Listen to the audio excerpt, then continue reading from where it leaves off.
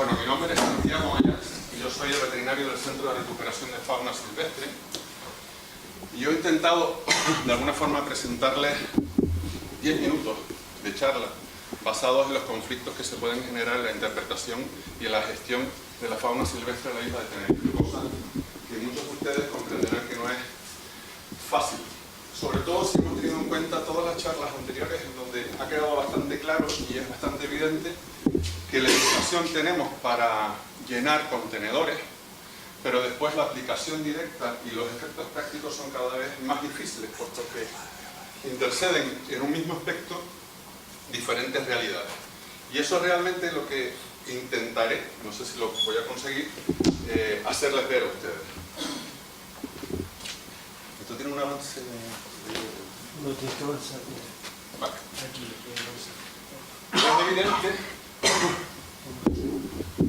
Es evidente que todas las circunstancias y todas las fotos fijas dependen muy mucho del punto de vista en que se miren y dependen muy mucho de los intereses que se tengan creados del sector que los mire, ¿no? Es decir, no es lo mismo ser un ambientalista o un ecologista a ser un animalista, no tiene nada que ver. Y eso es lo que más o menos estoy intentando representar en esta diapositiva. Una cosa es un pastoreo controlado y otra cosa son cabras asilvestradas que campan por sus anchas y hacen un deterioro sobre el ecosistema y sobre los ecosistemas. Y eso es algo bastante frecuente. No, tiene que pasar aquí. ¿Quieres ver las cosas? No. Y esto es algo que son cosas bastante frecuentes, sobre todo en el territorio insular y en los territorios de las islas, en donde ha habido unas actividades que por lo que sea, actividades económicas que por lo que sea han degenerado y han generado un problema de abandono que al final se traducen en un problema general de gestión de la biodiversidad. Tengan en cuenta que en la revisión de datos, para venir aquí y hacer esta exposición un poco loca sobre lo que para mí representa la gestión de biodiversidad en lo que a fauna se refiere, ya ha saltado el dato de que aproximadamente 20 millones ha gastado el Cabildo, y es que a nivel global solamente la gestión de la extracción de lo que se ha considerado como exóticos invasores representa casi el 0% del PIB mundial, una cantidad que yo desde luego no sé decirla, deben ser muchísimos ceros, ¿no? Claro, esto no solamente afecta a un modelo idílico como el que vimos antes de unas cabras de pastoreo y unas cabras que están asalvajadas, sino que esto puede ser un golpe mucho más mortal, mucho más efectivo sobre las mentes y las conciencias cuando ya tenemos ideas preconcebidas sobre algo. Es decir, cuando yo estoy en el lado de los que están defendiendo una situación ganadera o una situación de protección animal, o cuando estoy en el lado de lo que está defendiendo es una conservación de biodiversidad. Esta diapositiva pretende ser un poco radical, bueno, yo creo que lo es, ¿no? Porque está representando a modelos cristianos absolutamente ultras, mientras a modelos musulmanes absolutamente socializados, ¿no? Pero si cambiamos la diapositiva y pasamos a la siguiente, vemos justamente lo contrario, unas monjas que tocan en un concierto, mientras que cultura musulmana absolutamente radicalizada. Es decir, es importante tener en cuenta, por lo menos a mí me lo representa todos los días, tener en cuenta cuál es el sector y qué es lo que tengo que defender, qué es lo que está primero y qué es lo que está después.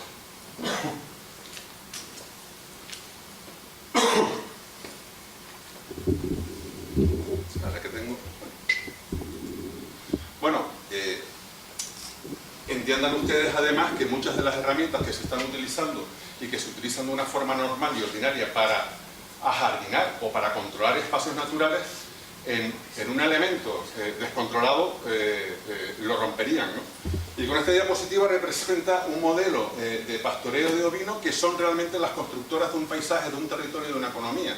Descontrolada, esta especie animal, lógicamente, supondría todo un desastre y una debacle. Yo quiero ponerles, aunque a lo largo de las charlas que yo he estado aquí han salido ejemplos suficientes para que ustedes vean lo que supone la interpretación legal de muchas de las normas a las que nos tenemos que sujetar. Yo he querido ponerles un ejemplo, como ya estaba cargado, yo creo que hay ejemplos que han estado incluso mejor que les voy a poner ahora, pero ya estaba la diapositiva y no quiero pasarla sin que ustedes lo vean, ¿no? Nosotros como gestores de la fauna silvestre de la isla de Tenerife tenemos la competencia de levantamiento de los cadáveres, y eso suscitaba para nosotros muchísimos problemas a la hora de interpretar quién era el que tenía que hacerlo y cómo se tenía que hacer. Al final, con un informe jurídico del propio Cabildo, se determina que nosotros somos los competentes en la gestión de los levantamientos de los cadáveres siempre y cuando actuemos dentro de la bajamar escorada hacia adentro. También, y de igual modo, atendemos los animales que estén cetáceos vivos de la bajamar escorada para adentro.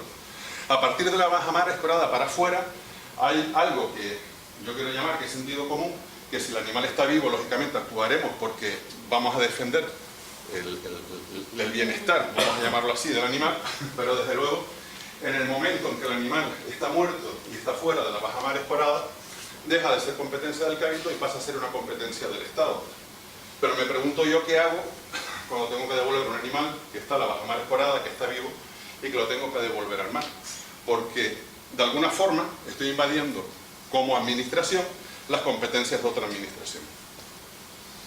No sé si les ha resultado claro, a mí cada vez me resulta más oscuro, pero bueno. Tampoco quiero hacer un repaso sobre la legislación que hay, porque aquí, desde luego, han venido a darle, le han dado mucho mejor que yo, y gente que sabe mucho más que yo de lo que hay. Pero sí que es evidente que en la ley de cabildos ya se está hablando de una protección como una competencia propia, de una protección del medio ambiente, de los espacios naturales protegidos, también de casa y otra serie de cosas. Y además, en los decretos de transferencia de competencia queda bastante claro, en principio, que corresponde a los cabildos la conservación, la preservación y la mejora de los hábitats para la flora y la fauna. Y todo eso, pues con todas esas gestiones intermedias, y también apunta al final que cualquier otra función relativa a la protección del medio ambiente y que sea estrictamente imprescindible para la ejecución de las funciones anteriores. Bueno, la verdad que esto es un cul-de-sac, esto es un saco enorme, porque yo, amparándome en eso, realmente podría actuar sobre muchísimos aspectos y sobre muchísimas cosas que específicamente no quedan reguladas. Lo que pasa es que, bajados al terreno, siempre nos vamos a encontrar con graves y complicados problemas para resolver. Siguiendo un poco con la revisión, que tampoco quiero, la revisión legal, que tampoco quiero andar en ella, sí me gustaría destacar el hecho de que hay aspectos que son importantes, y es que competencias transferidas no son delegables, ¿no? Y hay que tener mucho cuidado con lo que se hace con estas cosas. Por supuesto, ya no voy a pisar, no pretendo ya pisar las conferencias de otros, ya todos sabemos lo que es una exótica invasora o una alóctona. Aquí tenemos una diapositiva sobre un caso real que está ocurriendo en estos momentos, que es una especie doméstica asilvestrada que se campa entre un espacio urbano y un espacio natural protegido. Está en los dos sitios. Hubo discusión a la hora de ver quién era el competente. Y claro, el sentido común apuntaba que lo primero tenía que haber sido la seguridad de la gente que pasa por ahí, porque son perros que han atacado, como ya han podido ver en las diapositivas que ha puesto José Alberto. Pero es que aparte de eso, hay un problema de perros abandonados que campan por un espacio urbano en el que la policía tiene que ser la responsable, pero también hay un espacio natural protegido en el que, como gestores de los espacios de conservación, el Cabildo tiene que entrar. Y después hay una cosa que yo la he visto, pero yo creo que ha pasado un poco rápido. Y ahora estoy en el papel de conservación, de conservacionista de la fauna silvestre local, lógicamente. Cualquier especie que me esté amenazando la conservación de la fauna local, de la fauna silvestre local, pues lógicamente habrá que tomar medidas sobre ello. Y nosotros tenemos todos los días casos y ejemplos, como ya hemos visto también hoy, pero nosotros a nivel del centro de recuperación, todos los días tenemos casos que nos hablan lógicamente de hacer una gestión y lógicamente en muchos de los casos de tener que erradicar, porque no hay otras herramientas. Si no, les pregunto yo a ustedes cómo se cazan minas en un campo de plataneras que además los dueños no están conocidos, o que promover allí una captura selectiva para poderlos llevar. ¿Cómo se va a poder hacer eso? Hay cosas que tocan con la realidad y que lógicamente hay que tomar decisiones, y todo ello en aras de una protección y una conservación de una fauna silvestre local. También están definidos aquí los híbridos, lógicamente. A nosotros nos afectan especialmente, puesto que hay, en los últimos años se ha regulado el tema de la cetrería. El tema de la cetrería es un problema grave en sí mismo, puesto que puedes tener animales que se dedican, o cuyo uso tendría que haber sido, o tendría que ser de la cetrería, que no se usan, que no están registrados, solamente quedan por un núcleo zoológico, y que el Cabildo solamente registra a aquellos que se van a dedicar efectivamente al arte de la cetrería. Pero son animales que tienen escapes a diario y son animales que tienen muchas posibilidades de hibridarse en otros entornos y poder hacer una mella más que importante sobre especies habituales, silvestres y muy protegidas, ¿no? A ver que ya me fui para adelante.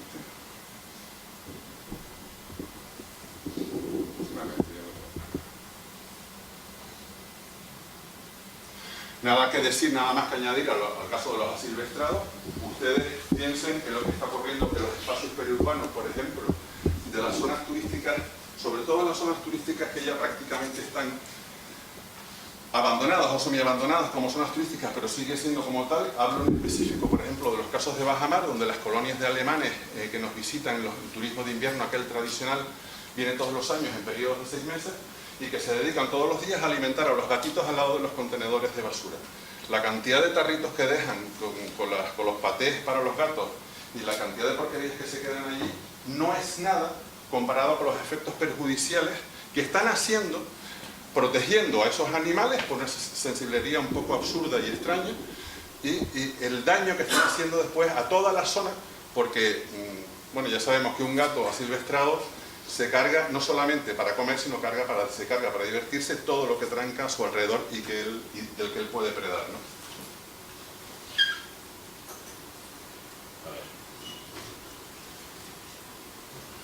¿no? También lógicamente, también se ha tratado el tema del transporte y la posesión de todas las especies que han sido alóctonas, que son de origen silvestre, lógicamente.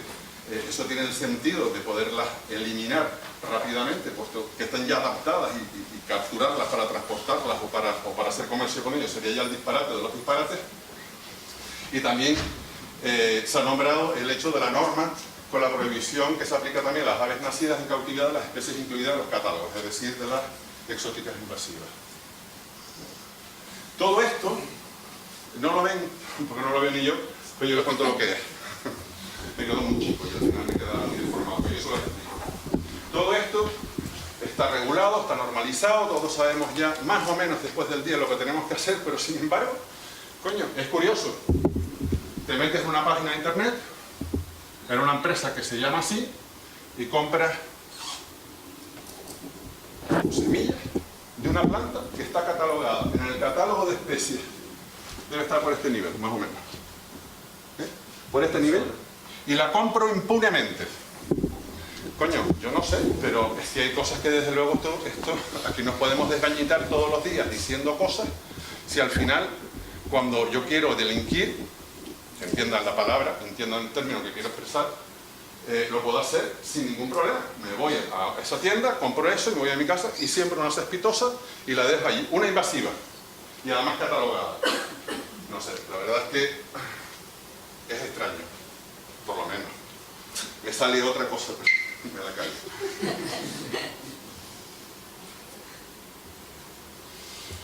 Bueno, y ahora, un poco en recuerdo y en ver lo que hemos visto anteriormente y en visto documentos del propio Cabildo, es evidente que el Cabildo ostenta la conservación, la protección y mejora de la fauna silvestre. Para la gestión de la fauna silvestre se contempla la herramienta de la eliminación. Imagínense si tenemos un animalista sentado aquí mismo, se me tira el pescuezo y aprieta hasta que reviente, lógicamente.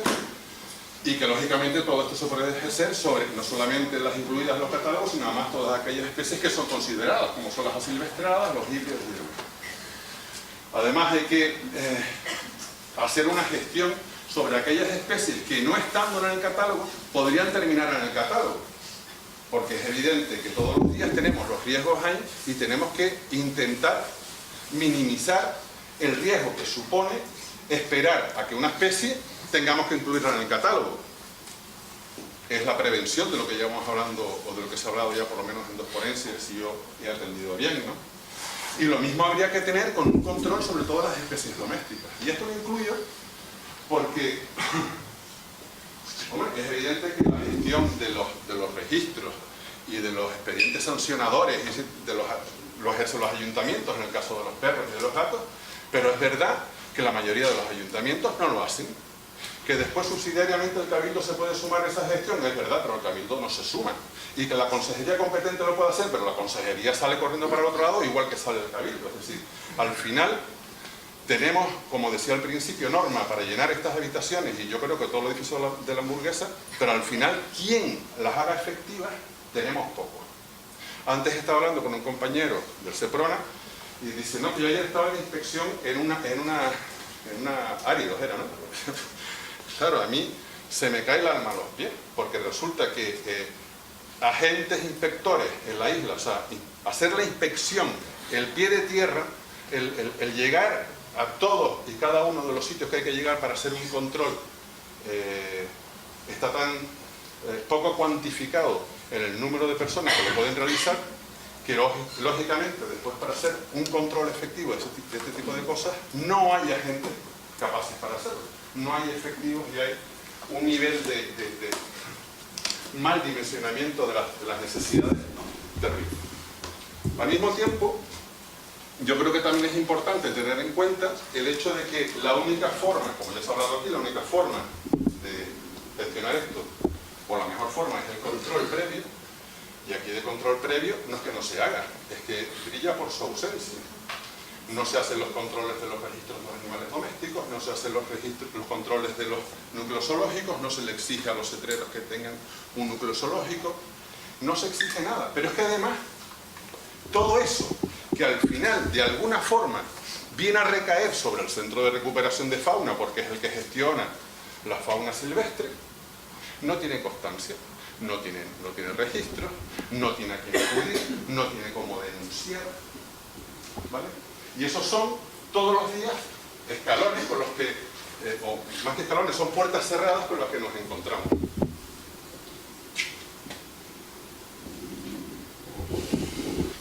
Pero es que si andamos un poco más, en ningún lado dice que el Cabildo sea el que gestiona la fauna exótica.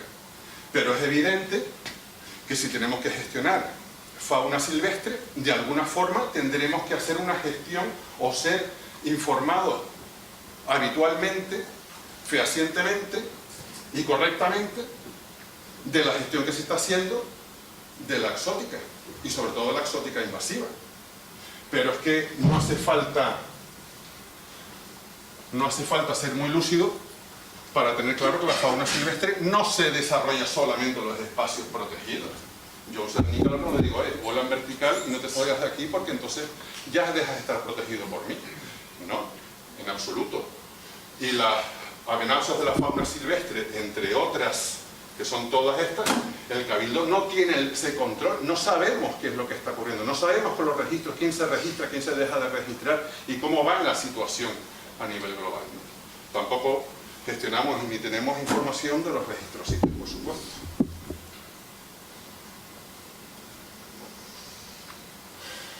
En una distribución más o menos de competencias, tal y como lo que hemos visto esta mañana, pues tenemos que los ayuntamientos hacen la gestión de las especies domésticas y las exóticas de compañía dentro del municipio, dentro de la zona urbana. Los cabildos gestionan las especies de la fauna silvestre, la conservación, la protección, en ese gran saco que por sentido común parece que deberíamos tener mucha más información para poder hacer una gestión correcta de la conservación. También tenemos el registro de los animales de cetrería, todos aquellos que se dediquen. Si yo tengo un Harry en mi casa y no me dedico a la cetrería, no tiene por qué pasar por el cabildo para absolutamente nada, ¿no? Agricultura del gobierno, pues los registros de las explotaciones ganaderas, los registros de los núcleos zoológicos, todas esas cosas que ya hemos visto, incluidos los registros de los animales de cetrería, y el CATICE, todos aquellos animales que están incluidos dentro del anexo 7, se acabó. Un Harris no está registrado, no tiene por qué estar registrado en el CATICE. ¿De acuerdo?